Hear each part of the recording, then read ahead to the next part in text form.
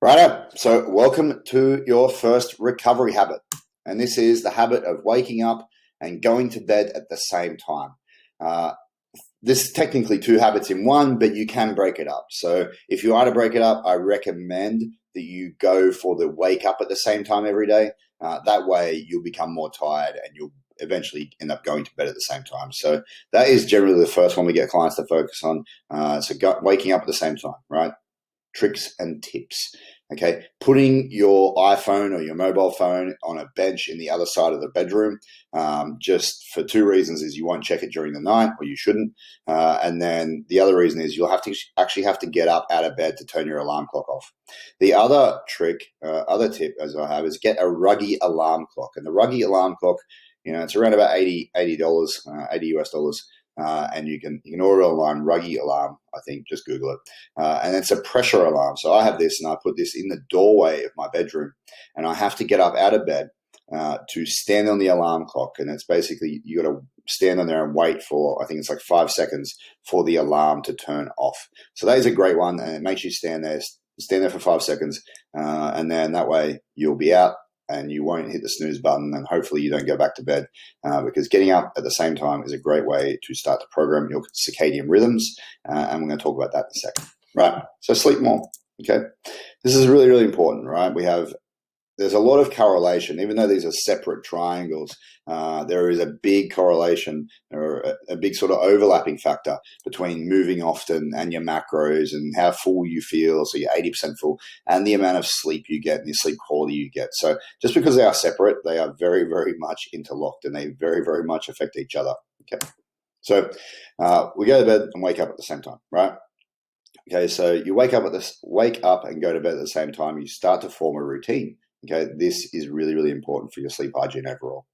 When you wake up at the same time, you will start to feel tired, and then that's when it's time to go to bed. Okay, so as soon as you start to feel tired, it's generally the time to start to go to bed.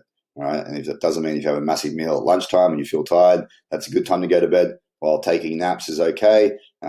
Side note: try not to take naps after 3 o'clock.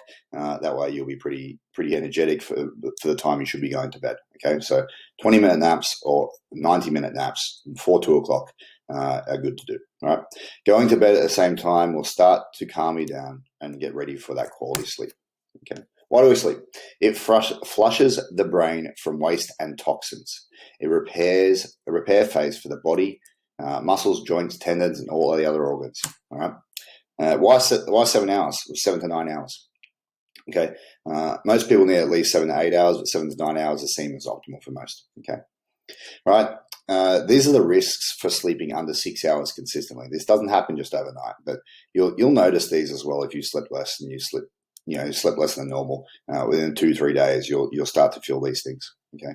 So impaired concentration and learning. Okay. It also affects our decision-making skills if it's consistent for a long period of time by up to 40%. Reduced immunity. Okay, so if your blood cells will start to lower over time as well. Loss of sex drive. We're going to go into that in a minute.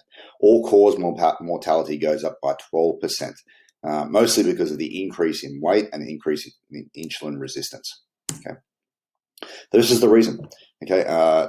This is lack of sleep. I'm covering with my head here, down the bottom left-hand corner. But testosterone, okay, it goes down by about 15% for males if you sleep less than 6 hours a night for, I think, 2 weeks. Okay, if you're over the age of 40, this is an average, over the age of 40, testosterone will decrease by 1% every single year. Okay, so you can imagine if you're 30 years old, you just aged yourself 15 years, okay, by sleeping less than 6 hours a night for 2 weeks. You can fix this by sleeping more, losing some weight, and feeling better. Testosterone is going to increase. Okay, but that just gives you an idea as to how you can quickly age yourself from a hormonal perspective. All right, and this is where I said like there is a big overlap and a big, a big thing, sort of how the sleeping and nutrition side sort of work together and the movement side work together.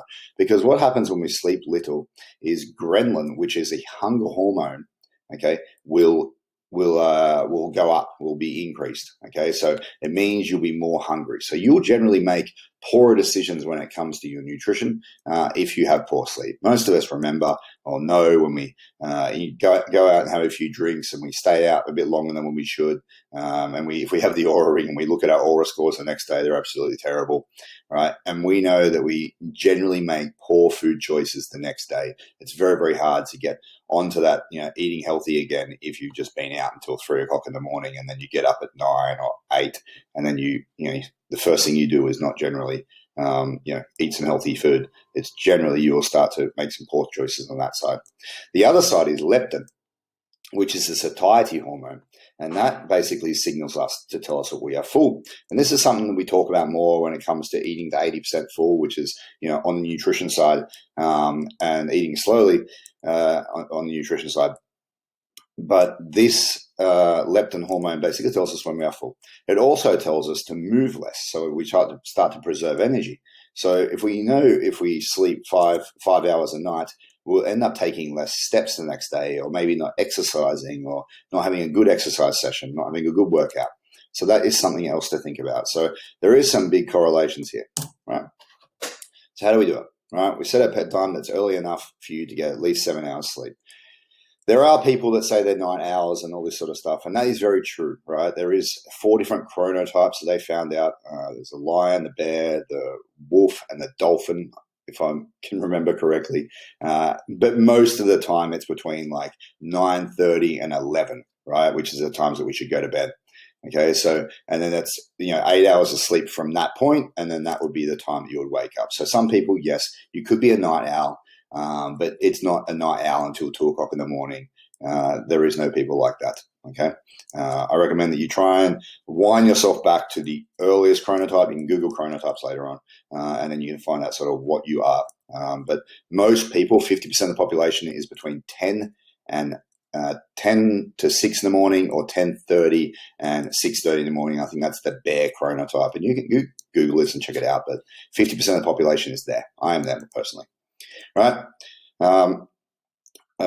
Don't stay in bed checking your phone. So, one important part is, improving your sleep environment. We're going to talk about that in the next recovery presentation. But, try to make sure that you go to bed and then you try and calm down straight away. Okay. All right. This is the circadian rhythms, as I spoke about. This is for the average, the bear chronotype. But you'll see here that we should be going to bed around about this point. Right, for most people, and then waking up when sunrise begins, okay, and then the increase in blood pressure, right? So that is for most people. That's 50% of the population.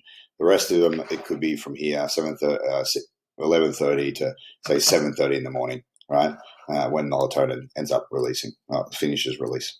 Okay.